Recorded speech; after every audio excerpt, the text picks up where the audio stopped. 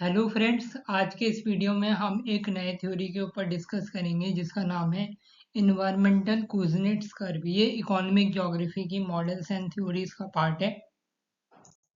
तो हम शुरुआत करते हैं। जो इन्वायरमेंटल कुज़नेट्स कर्व है वो हमें दिखाता है कि कैसे जो इन्वायरमेंट है वो चेंज होती जाती है जैसे कंट्री की इकोनॉमी ग्रो करती है।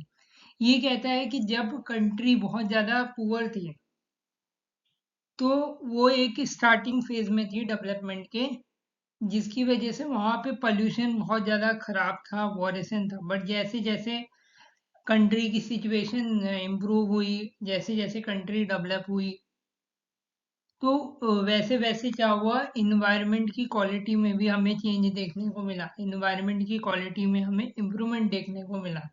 तो जो कंट्रीज थी वो स्टार्टिंग फेज में तो बहुत ज़्यादा वहाँ पे पोल्यूशन की प्रॉब्लम थी, इन्वायरमेंट की प्रॉब्लम थी, जो कि इंडस्ट्रीज एंड फैक्ट्रीज उस समय पे इंक्रीज कर रही थी। बट जब वो एक सर्टेन लेवल ऑफ वेल्थ, एक सर्टेन पॉइंट पे पहुंची डेवलपमेंट के, तो वहाँ पे हमें दिखा कि इन्वायरमेंट की जो कंडीशन है वो धीरे धीरे इम्प्रूव होने लगी। सो वहाँ पे हमने देखा कि जो पोल्यूशन है वो उसमें हमें डिक्रीज देखने को मिला। अब अगर इसको आप एक ग्राफ के जरिए समझोगे तो एक ये यू शेप्ड कर्व का आपको दिखाई देता है, इन्वर्टेड यू शेप दिखाई देता है आपको, अपसाइड डाउन होना।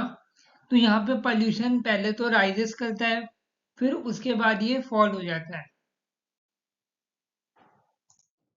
तो यहाँ पे अगर हम थ्योरेटिकल बैकग्राउंड की बात करें तो ये आइडिया सबसे पहले साइमन क्विज़िट्ज़ ने 1950 एंड 60s में दिया। बट इसको यहाँ पे इन्होंने basically economic growth and income inequalities के बीच में रिलेशनशिप को समझा और एक ग्राफ बताया। इसी को इसी कॉन्सेप्ट को आगे बढ़ाते हुए इसमें फर्दर इम्प्रूवमेंट किया और इन्वायरमेंट शब्द को जोड़ा गया, जिसको Grossman, economist Grossman and Kruger ने 1991 में इस कॉन्सेप्ट को इंट्रोड्यूस किया, जब वो इन्वायरमेंटल इम्पैक्ट की स्टडी कर रहे थे north American free trade argument को लेके, जो नाफ्टा करके जो एग्रीमेंट आया था। तो इन्वायरमेंट के टर्म्स में जो इन्वायरमेंटल कोऑर्डिनेट्स कर्व है वो आपको बताता है कि शुरुआत में जब इकोनॉमिक ग्रोथ स्टार्ट होता है तो इंडस्ट्रीज बहुत ज़्यादा ओल्डर होती है, पॉल्यूटिंग टेक्नोलॉजीज होती हैं एंड इन्वायरमेंटल लॉज बहुत ज़्यादा वीक होते हैं, इतने ज़्यादा स्ट्रांग नहीं होते, मिसिंग्स होते हैं। उसकी वजह से क्या होती है, यहाँ पे पॉल्यूशन की प्रॉब्लम बढ़ती है। बट जब कंट्री बहुत ज़्यादा रिचर हो जाती है तो पीपल यहाँ पे क्लीनर एयर चाहते हैं, वाटर चाहते हैं, लैंड चाहते हैं, जिसकी वजह से गवर्नमेंट को स्ट्रॉन्ग लॉज, यहाँ पे रूल्स वगैरह लाने पड़ते हैं। तो यहाँ पे बताया कि बिजनेस स्टार्ट होता है यहाँ पे क्लीन एनर्जी का यूज करना, मोर एडवांस टेक्नोलॉजी का यूज करना, ग्रीन टेक्नोलॉजी पे काम करना। तो ये जो भी चेंजेस होते हैं इसकी वजह से हमें पोल्यूशन में रिड्यूस देखने को मिलता है जैसे जैसे इकोनॉमी ग्रो होती है। बेसिकली ये पूरी जो थ्योरी है वो इसी पे बेस्ड है। अब अगर हम फेजेस की बात करें इन्वायरमेंटल कोऑर्डिनेट्स कर्व की, तो अर्ली ग्रोथ में क्या हुआ, जो फेज वन है वो हमारा अर्ली ग्रोथ फेज है, जो दिखाता है कि स्टार्टिंग में जाता पॉल्यूशन बहुत ज़्यादा लो था, बिगनिंग में इतनी ज़्यादा इंडस्ट्री नहीं थी और उस समय पे इकोनॉमी ग्रो कर रही थी और पोल्यूशन भी बढ़ रहा था।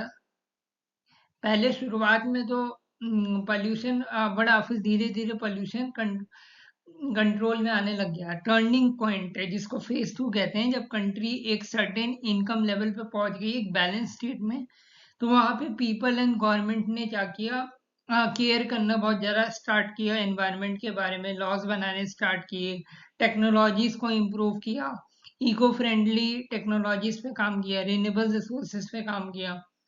तो इसकी वजह से क्या हुआ, जो पोल्यूशन की ग्रोथ थी वो बहुत ज़्यादा स्लो और स्टॉप हो गई। फेज थ्री में क्या होता है, इकोनॉमी बहुत ज़्यादा मैच्योर हो जाती है, जिसमें जो लीचर कंट्री हैं वो अपना स्ट्रिक्ट इम्प्लीमेंटेशन करते हैं, इन्वायरमेंटल प्रोटेक्शन को लेके ग्रीन टेक्नोलॉजीज पे ज़्यादा ध्यान दिया जाता है, तो पोल्यूशन जो होता है वो घट जाता है एक तरीके से और इकोनॉमी जो है वो बढ़ती रहती है। तो इसका एग्जांपल है बहुत सारी जो डेवलप कंट्रीज है लाइक फ्रांस जो न्यूक्लियर टेक्नोलॉजी पे काम करता है, ग्रीन टेक्नोलॉजी, रिन्यूएबल एनर्जी पे, तो वो हमें देखने को मिलता है। अब ये एक ग्राफ है यहाँ पे जो कि आपको इन्वायरमेंटल कुजनेट्स कर्व दिखा रहा है कि शुरुआत में प्री इंडस्ट्रियल जब इकोनॉमी थी, मतलब जब कंट्री ने डेवलपमेंट करना स्टार्ट किया था, उस समय पोल्यूशन बहुत ज़्यादा था। बस धीरे धीरे देखो पोल्यूशन बहुत ज़्यादा कम होता जा रहा है जैसे जैसे हम मिडल फेज पे पहुंच रहे हैं। जब एक टर्निंग पॉइंट आता है जहाँ पे एक बैलेंस हमें स्टेट देखने को मिलता है, जहाँ पे इन्वायरमेंट की जो पोल्यूशन की जो प्रॉब्लम है वो एक तरीके से बैलेंस हो जाती है। उसके बाद हम देखते हैं कि धीरे धीरे ये जो ग्राफ है वो डिक्लाइन होता दिख रहा है, क्योंकि जैसे जैसे इकोनॉमी कंट्री की स्ट्रांग हो रही है, जीडीपी कंट्री की स्ट्रांग होती जा रही है, वैसे वैसे पोल्यूशन की जो प्रॉब्लम है वो खत्म होते जा रही है। तो ये ग्राफ पूरा आपको ओवरऑल ये दिखाता है। अब हमें एम्पेरिकल एविडेंस देखने को मिलते हैं, जैसे कि पोकट ने 1973 में, जो कि one of the first researcher थे जिन्होंने सबसे पहले इस इन्वायरमेंटल कुजनेट्स कर्व के हाइपोथेसिस को टेस्ट किया टाइम सीरीज डेटा का यूज करके 53 कंट्रीज की। तो ये जो इन्वायरमेंटल कुजनेट्स कर्व था वो बताता है हमें कि कैसे कंट्री की जो इनकम है वो इंक्रीज होती है। फिर जैसे ही कंट्री की जो इनकम है वो इंक्रीज होती है, जो पर कैपिटा इनकम है वो इंक्रीज होती है, वैसे इन्वायरमेंटल यहाँ पर बताया कि डिग्रेडेशन, जब कंट्री की पर कैपिटा इनकम इतनी ज़्यादा स्ट्रांग नहीं थी तो वहाँ पे इन्वायरमेंट की क्वालिटी बहुत ज़्यादा खराब थी। बट जैसे जैसे इनकम स्ट्रांग होती गई, पर कैपिटा इनकम इंक्रीज होती गई, कंट्री डेवलप करती गई, वैसे वैसे हमें यहाँ पे इन्वायरमेंट की क्वालिटी में इम्प्रूवमेंट देखने को मिला एक सर्टेन इनकम थ्रेशोल्ड के बाद। तो प्रोकट ने यहाँ पे एग्जामिन किया बहुत सारे पोल्यूटेंट्स, जैसे कि carbon monoxide, nitrogen oxide, suspended particulate matter, ये जो एयर पोल्यूशन के टाइप्स हैं। जब इन्होंने इसको एग्जामिन किया, देखा, तो उन्होंने देखा कि जो पर कैपिटा एनर्जी का जो कंजम्पशन है और ये जो पोल्यूटेंट्स हैं इनके बीच में इन्होंने रिलेशनशिप को ऑब्जर्व किया। और जो पैटर्न इन्होंने बताया economic growth and pollution levels के बीच में, वो इनको एक तरीके से कंसिस्टेंट देखने को नहीं मिला सारे पोल्यूटेंट्स में। कुछ में इंक्रीज देखने को मिला, कुछ में डिक्रीज देखने को मिला, और कुछ में इनको एक क्लियर ट्रेंड नहीं दिखाया गया। तो इन्होंने बताया कि इनको एक रिलेशनशिप देखने को मिला per capita income and environmental quality में, जो कि मोनोटॉनिक था। मोनोटॉनिक का मतलब है कि इंक्रीज और डिक्रीज हो रहा था, फ्लक्चुएट कर रहा था। और नॉन मोनोटॉनिक भी देखने को मिला, यानी कि इसकी जो डायरेक्शन है उसमें हमें चेंज देखने को मिला, यानी कि हमें इन्वर्टेड यू शेप्ड कर्व जो हमने देखा उस चीज में हमें चेंज देखने को मिला। तो इसका मतलब ये है कि जो जैसे जैसे इनकम बढ़ती है, इसका मतलब ये नहीं है कि इससे हमेशा ही हमें बेटर इन्वायरमेंटल क्वालिटी देखने को मिलेगी। इसमें इन्वायरमेंटल क्वालिटी खराब भी हो सकती है, अच्छी भी हो सकती है। जरूरी नहीं है कि बेटर ही मिले, कि कंट्री की इकोनॉमी स्ट्रांग हो रही है तो हमें बेटर इन्वायरमेंटल क्वालिटी देखने को मिलती है। तो ये रिसर्च ये बताती है हमें। तो ये एक रिलेशनशिप देती है पॉल्यूटेंट्स को लेके एंड अदर फैक्टर्स को लेके, जिसको पुरकट जो एक रिसर्चर थे उन्होंने इसको एनालाइज किया। अब यहाँ पे इस ग्राफ में दिखाया कि यहाँ पे फ्लक्चुएशन हमें देखने को मिल सकता है। कुछ केस में क्या होता है कि जो पर्टिकुलर पोल्यूटेंट्स है वो तब भी बढ़ते रहते हैं। तो यहाँ पे हमें एक फ्लक्चुएटिंग सिचुएशन देखने को मिलती है कि फेज 4 में हम देखें तो पोल्यूशन लेवल फिर से बढ़ रहा है, या कुछ पोल्यूटेंट्स ऐसे होते हैं जो कि इन्वायरमेंटल कोऑर्डिनेट्स को फॉलो करते हैं। अब इसका क्रिटिसिज्म क्या था कि ये मेनली फिट होता है लोकल पोल्यूटेंट्स के लिए, बट ये स्ट्रगल करता है एक्सप्लेन करने में जो ग्लोबल प्रॉब्लम्स जिसको इस मॉडल में कंसिडर ही नहीं किया गया जाता, जैसे क्लाइमेट चेंज को लेके। तो आप उस चीज की प्रॉब्लम को इस मॉडल में एक्सप्लेन नहीं किया। जो अर्ली पोल्यूशन है वो लास्टिंग रहते हैं, जो कि हमारी हेल्थ एंड हमारे नेचर को डैमेज करते हैं, उसको कंसिडर नहीं किया गया। इकोनॉमिक ग्रोथ जो है वो सिर्फ ये नहीं गारंटी देती कि क्लीनर एनवायरनमेंट होगी, बल्कि एक्टिव पॉलिसीज की भी जरूरत होती है।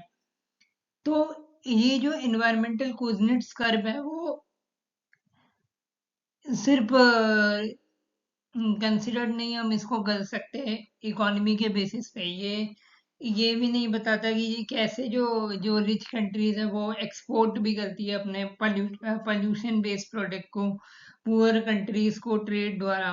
तो इस चीज को भी ये फैक्टर नहीं कंसिडर करता, एजम्पशन नहीं लेता अपने इस मॉडल में। तो अगर हम इवैल्यूएशन देखें तो इन्वायरमेंटल कोऑर्डिनेट्स कर्व क्या बताता है कि इकोनॉमिक ग्रोथ हेल्प करती है पोल्यूशन को कम करने में, बट ऑटोमेटिकली नहीं। जो गवर्नमेंट है अगर वो स्ट्रॉन्ग इन्वायरमेंटल रूल्स लाए तभी ये पॉसिबल है, अगर क्लीनर टेक्नोलॉजी पे इन्वेस्ट किया जाए तभी ये पॉसिबल है। ग्लोबल कॉपरेशन बहुत ज़्यादा इंपॉर्टेंट है। और जो चेंजिंग हो रही है कि कैसे हम कंज्यूम कर रहे हैं रिसोर्सेज को, कैसे हम उसको कंजर्व कर रहे हैं, इन सब पे भी मैटर करता है। तभी इन्वायरमेंटल कोऑर्डिनेट्स कर्व हमारा ये फॉलो करेगा, नहीं तो नहीं करेगा।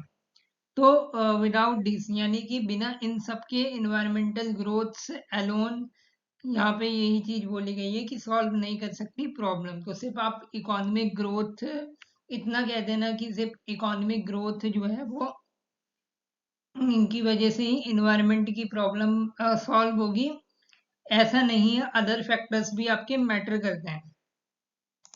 तो ये रेफरेंस है जहाँ से मैंने ये सारा मटेरियल कलेक्ट किया है।